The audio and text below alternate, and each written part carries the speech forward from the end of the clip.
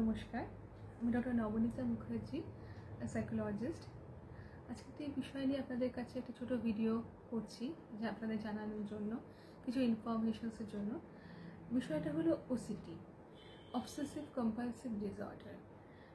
এটা নিয়ে একটি বড় লাইভ অনুষ্ঠান বেশ কিছুটা সময় নিয়ে করার ইচ্ছা আছে। আজকে ভিডিওটি একদমই ছোট, জাস্ট একটি বিষয়ের উপর ফোকাস করে করছি, যেটা হচ্ছে কি যে অনেক মানুষই আমাদের কাছে জানতে চান, অনেক পেশেন্টসরা যারা ওসিডি আক্রান্ত, তারা বলেন কি ওসিডি কি আর কোনোদিন সারবে না। তারা বিভিন্নভাবে কোনো সোশ্যাল নেটওয়ার্কে বা কোনোভাবে কিছু সার্চ করে, নেট সার্চ করে দেখেছেন, বা কেউ হয়তো বলেছেন যে একবার ওসিডি হলে আর জীবনে সারে না, সারা জীবন তোকে এই কাউন্সেলিং করতে হবে, সারা জীবন তোকে সাইকিয়াট্রিক মেডিসিন নিতে হবে। এবং এটা যখনই তিনি শুনছেন, যখনই তিনি ডায়াগনোস হলো যে তার ওসিডি হয়েছেন, সেটা সাইকিয়াট্রিস্ট বলুন কিংবা সাইকোলজিস্ট বলুন, এবং তারপর তার হয়তো কিছু ক্ষেত্রে মেডিসিনস দরকার, কিছু ক্ষেত্রে আবার কাউন্সেলিং, সাইকোথেরাপি, সিবিটি এগুলো প্রয়োজন, আবার কিছু ক্ষেত্রে দুটোই প্রয়োজন, এরকমও হয়। তো সেখানে যখন একবার পেশেন্ট জেনে ফেলছেন যে তার এই অসুখটা কোনোদিন কিওর হবে না, এ আর জীবনে ঠিক হবে না, এই ধারণা যদি কারোর কোনো বিষয় নিয়ে হয়ে যায়, তাহলে সেখান থেকে রিকভারি করাটা সত্যিই খুব মুশকিল।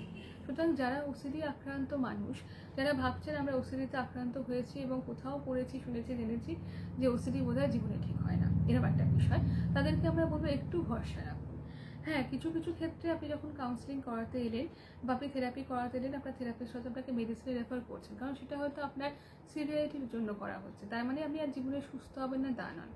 বা যখন আপনাকে কোনো সাইকিয়াট্রিস্ট আপনি কাউন্সেলিং করান বলছেন মেডিসিনের পাশাপাশি, বা সিবিটি নিন, কগনিটিভ বিহেভিয়ার থেরাপি বা অন্য কোনো থেরাপির কথা বলছেন, আপনি নিচ্ছেন, হ্যাঁ, নেওয়ার পর আপনি হয়তো শুনলেন কোথাও কোনো বন্ধু বান্ধব মারফত বা কারোর মাধ্যমে যে এ বোধহয় ঠিক হয় না। ব্যাস, এবার ওসিডি তো রিপিটেটিভ থটসের একটা জায়গা থাকে, যেই আপনি শুনলেন এবার এটা নিয়েও আপনার ওসিডি শুরু হয়ে গেল, যে তাহলে বোধহয় আমি যে অসুবিধাটার মধ্যে দিয়ে যাচ্ছি সেটা বোধহয় আমার আর কোনোদিন কিওর হবে না। তাহলে আপনি ট্রিটমেন্ট করানো তো এটা অনীহা বোধ করছেন, বা এরকম তো আমি ঠিকই হবো না, আমি সুস্থই হবো না, তাহলে আমি তার ট্রিটমেন্ট করাবো কীভাবে। এবং সত্যি কথা বলতে গেলে আমার মনে হয় যে সবার আগে দরকার আমাদের মানসিক জোরটা।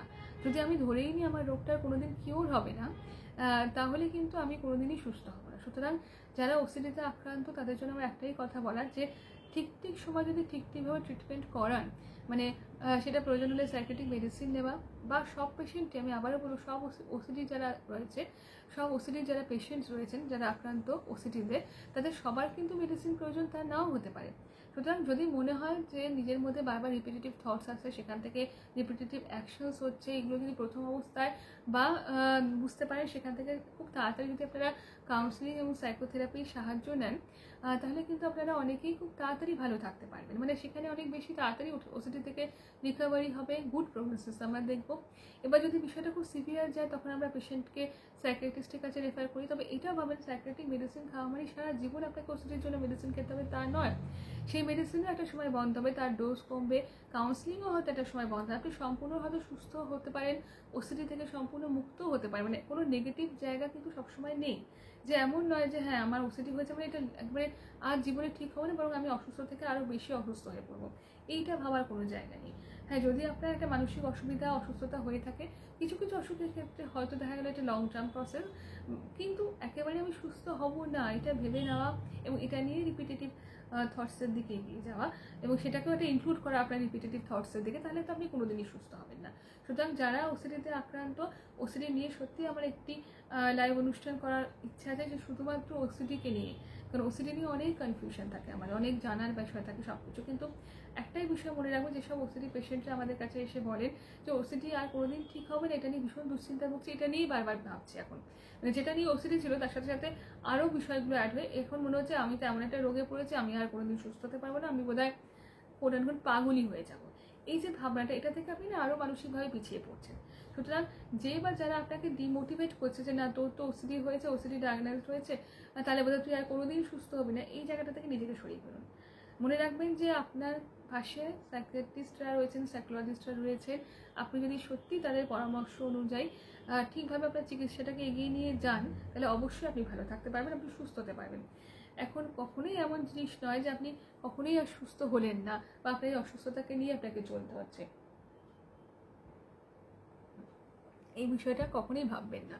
কারণ এতে আপনার ওসিডি আরও বাড়বে। যদি আপনি রিপিটেটিভ নেগেটিভ থটস আরও বাড়াতে থাকেন কোনো বন্ধু বান্ধবদের কথা শুনে বা কিছু শুনে, তাহলে আপনি অসুস্থ আরও হয়ে যাবেন।